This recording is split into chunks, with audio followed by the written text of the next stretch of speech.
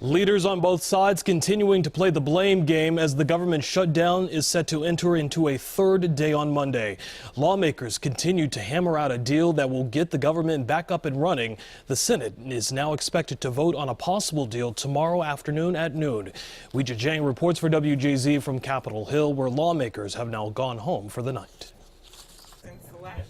Senators piled into the elevator after bipartisan talks to get the government back open. We're making progress. We're making progress. We agree on that. A group of moderate Republicans and Democrats is looking for a way to pass a 3-week funding bill. The senators in that room believe we're all losing when it comes to government shutdown. And to secure a guarantee, Congress will address so-called dreamers, undocumented immigrants brought to this country illegally as children. We want to see a commitment to take up immigration and with a belief that we'll get to a good result for dreamers. The shutdown started Saturday morning after the Senate failed to pass a spending bill. So far, the impact has been seen at some national park sites, but federal workers are bracing for Monday, when hundreds of thousands could be on unpaid leave. Several lawmakers are expressing concern that if they don't resolve this now, each side will just dig in even more. That is absolutely critical that we not continue this, number one, on behalf of the country, but I think also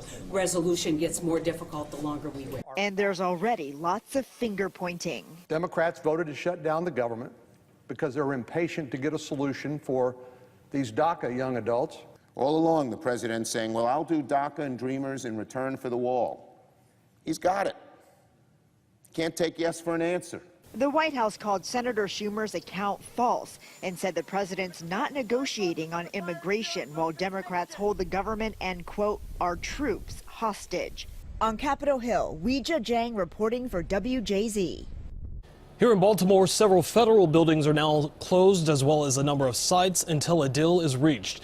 One of those locations is Fort McHenry. That's where we find WJZ's Amy Yensi live tonight with the other impacts people are now feeling because of this shutdown. Amy. Jonathan, as you can see, the gates are closed here. The gates have been under lock and key all weekend long, and visitors are being greeted by this sign letting them know the park is closed because of the shutdown. And tonight, it's not clear when this will end. On its second day, the government shutdown halted operations at federally funded agencies in Baltimore. Fort McHenry, which is part of the National Park Service, has been closed since Saturday. The failure of Democrats and Republicans in Congress to compromise on how to fund the federal government also means thousands of federal employees will be placed on furlough. They will not report to work on Monday, and some will not be paid. Government contractors and organizations that rely on federal dollars are feeling the pinch. We work at Hopkins and we got this long email.